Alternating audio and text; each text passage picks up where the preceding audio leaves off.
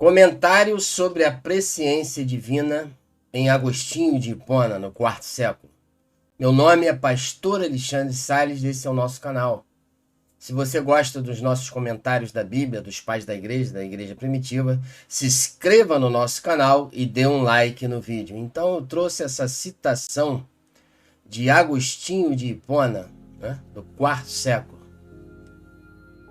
Digo-vos, pois, em primeiro lugar, que o Senhor Jesus, conforme está escrito no Evangelho de João, não veio para julgar o mundo, mas para que o mundo seja salvo por ele. João, capítulo 3, versículo 17. Em segundo lugar, como escreve o apóstolo Paulo, Deus julgará o mundo. Em Romanos, capítulo 3, versículo 6. Quando vier para julgar os vivos e os mortos, como a Igreja Católica professa no símbolo. Portanto, se não existe a graça de Deus, como há de salvar o mundo? Ele faz essa pergunta. E se não existe a liberdade humana, como há de julgar o mundo? Então, o primeiro momento aqui nesse slide, eles estavam com dúvidas, né?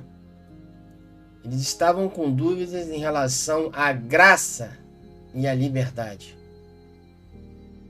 E disse também que Jesus, nesse momento da igreja, ele não veio julgar ninguém, ele não vai julgar você, não julgar ninguém no momento. Ele vai julgar as pessoas, todos, de Adão até aquele dia, no dia do julgamento final, que nós sabemos que é o trono branco, o tribunal de Cristo, que Paulo fala em uma das suas cartas. Ele vai julgar todos. Mas o momento de hoje é o momento da salvação, ele não veio julgar. Mas no momento posterior, quando ele retornar pela segunda vez, ele vai julgar os vivos e os mortos, segundo as suas obras, que as pessoas fizeram, né? De bom ou de mal. E esse problema sobre a graça estava acontecendo na igreja de Agostinho, né? Ao seu redor. Eles estavam com problemas de entendimento sobre a graça de Deus. Alguns estavam dizendo que não existia. E também o livre-arbítrio, a liberdade humana. Também eles não estavam entendendo, né? Então como é que Deus vai julgar o mundo se não existe a liberdade humana e também a graça de Deus? Porque a graça de Deus veio para salvar. E a liberdade veio para ser ajudada pelo Espírito Santo de Deus, para que você possa andar no caminho certo de Deus. Pelo que o livro ou carta que os monges me trouxeram deve ser entendida de acordo com esta fé. E assim não negueis a graça de Deus, nem defendais o livre-arbítrio a ponto de torná-lo independente da graça de Deus. Então, faço um comentário aqui nessa vírgula.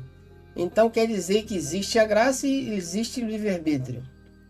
O livre-arbítrio precisa da ajuda do Espírito Santo de Deus, porque graça e Espírito são sinônimos, né? A graça é o Espírito de Jesus Cristo em você.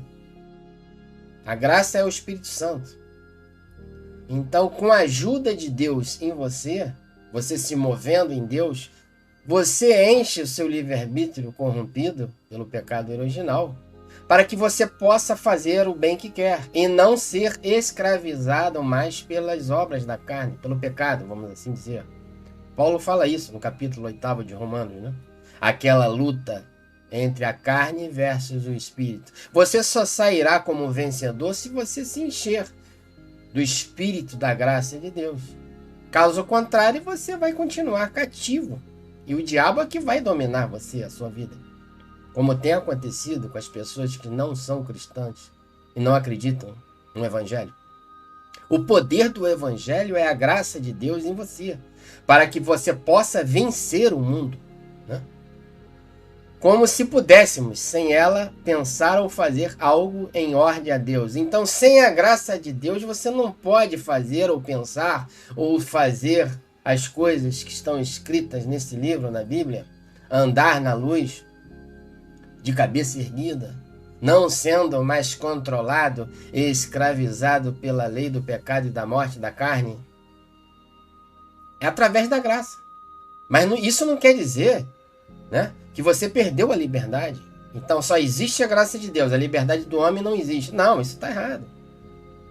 Esse não é o verdadeiro evangelho de Jesus Cristo. Existe a liberdade humana, mas que ela precisa da ajuda da graça. Por isso que Paulo disse: a minha graça te basta, porque o meu poder se aperfeiçoa na fraqueza.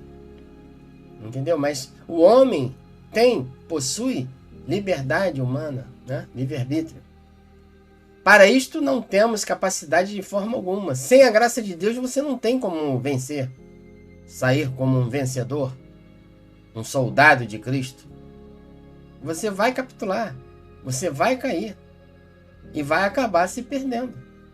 Então nós somos dependentes de Jesus, porque ele disse em João: sem mim nada podeis fazer. Nesse sentido aqui.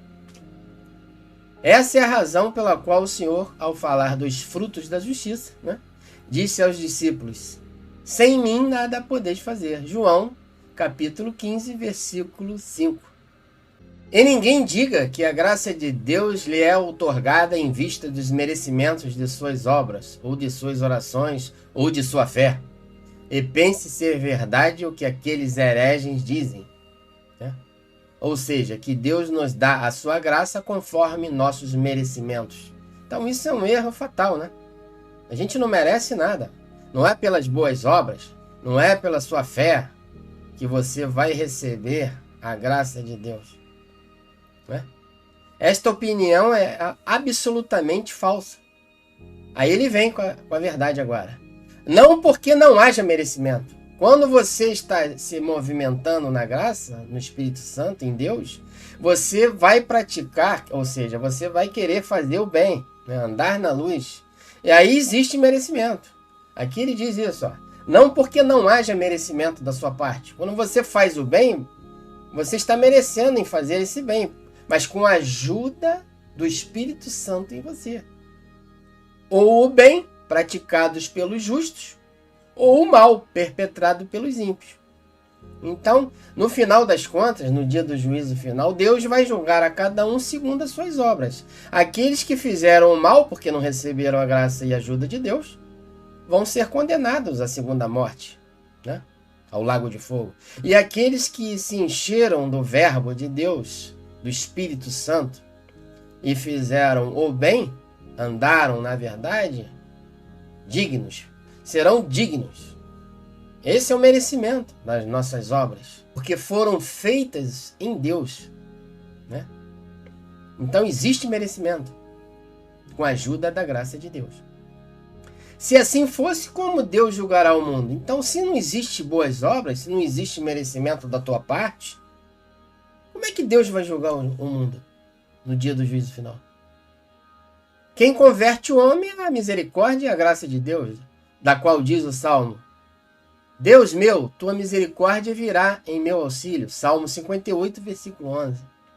Com elas o ímpio justificar-se-á, ou seja, de ímpio tornar-se-á justo, e começará a ter méritos. Existe o mérito, existem as boas obras, mas que são feitas, produzidas em Deus, como quando você se movimenta em Deus. Deus está se movimentando dentro de você, te dando poder. Porque a graça é o poder de Deus em você, para que você ande na luz, na palavra dele, na justiça. Porque se nós continuarmos andarmos nas trevas, nós vamos nos perder. E aí ele vai julgar o mundo naquele dia e a gente vai ficar do lado esquerdo. Os salvos vão ficar do lado direito, esses que se encheram de Jesus e andaram na luz. Os perdidos andaram nas trevas, porque não quiseram aceitar Jesus. Tem esse sentido. A graça de Deus é o Espírito Santo se movendo em nós, quando você permite e se apossa desse poder. O Espírito Santo é o poder de Deus, é a graça. É sinônimos. O Espírito é sinônimo da graça. Os quais o Senhor coroará quando julgar o mundo. Esta questão é a referente à graça de Deus, questão que levou pessoas não inteligentes a pensar que o apóstolo Paulo diz: façamos o mal para que venha o bem, Romanos capítulo 3, versículo 8. Que se você continuar fazendo o mal, você vai parar no inferno. Foi para isso que Jesus enviou o Espírito Santo, ou seja, a graça de Deus, para que você saia dessa zona de perigo de ser controlado pela lei do pecado e da morte ser escravizada, uma pessoa escravizada pelo pecado, dos vícios, né, desse mundo, e você que venha para a luz, aí você será coroado. Então, se você fizer o mal, façamos o mal para que venha o bem? Não. Isso não vai dar certo. Quem faz o mal vai colher o mal, né? Por isso diz o apóstolo Pedro em sua carta: assim, visto que tendes essa esperança, esforçai-vos ardorosamente. Você já notou que nas escrituras essas expressões de perseverança, esforçai-vos, ser fiel até a morte, dar-te a coroa da vida, é por causa nesse sentido. Quando você se enche da graça de Deus, você precisa se esforçar ardorosamente para andar no caminho de Jesus, que é difícil, é um caminho apertado, onde tem uma porta estreita. O caminho fácil e largo é o caminho da perdição, como nós sabemos. Para que ele vos encontre em paz, vivendo uma vida sem mácula e irrepreensível, somente com a ajuda da graça de Deus. Então você possui livre-arbítrio, liberdade humana, mas precisa da graça de Deus para que essa liberdade venha andar nos trilhos, nos parâmetros da graça, do caminho da salvação de Jesus. Sem ela, você não pode fazer nada. E você se tornará um cativo nas mãos de Satanás, como muitos hoje estão, né? Considerai a longanimidade de nosso Senhor Jesus como a nossa salvação, conforme também o nosso amado irmão Paulo vos escreveu, segundo a sabedoria que lhe foi dada. Isto mesmo faz ele em todas as suas cartas, ao falar nelas desse tema, né? São temas difíceis de entender. É verdade que nas suas cartas se encontram alguns pontos difíceis de entender, que os ignorantes e vacilantes torcem, como fazem com as demais escrituras, para a sua própria perdição. Isso está escrito em 2 Pedro, capítulo 3, versículos 14 a 16. Ponde-vos em guarda a respeito destas terríveis palavras deste tão grande apóstolo. Quando percebeis não poder chegar à compreensão, acreditai, entretanto, nas palavras divinas, pois existe por um lado a liberdade do homem e por outro a graça de Deus, sem cujo auxílio não é possível a conversão a Deus e o crescimento no mesmo Deus. Agostinho, A Graça, volume 2, São Paulo, editora Paulus, páginas 11 a 15. Então eu deixei essa citação aqui nesse comentário. Agostinho está inserido no 4º século. E para mostrar a vocês como é que a igreja interpretava a Bíblia, o Novo Testamento, como eu citei aqui, né? Que está na obra de Agostinho, essa citação. Então existe por um lado o livre-arbítrio, a graça, quer dizer, a liberdade humana. Mas é necessário, é preciso, essa liberdade precisa da graça, para que ela possa andar na luz e não ser controlada mais por Satanás, por esses vícios, por esse mundo que já está no maligno, né?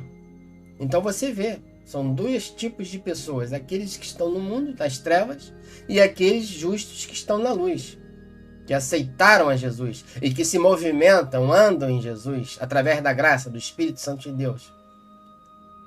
Aí essa luta, você sai entre a carne e o Espírito, você sai como um vencedor. Mas se você não estiver unido ao Espírito Santo, você vai perder essa batalha. E de um vencedor você vai se tornar uma pessoa cativa, sendo controlada pela lei do pecado e da morte, ou seja, por Satanás, pelos vícios deste mundo, da carne. Essa é a verdade. Então existe a liberdade do homem e a graça de Deus. Sem a graça você não pode fazer o bem que quer.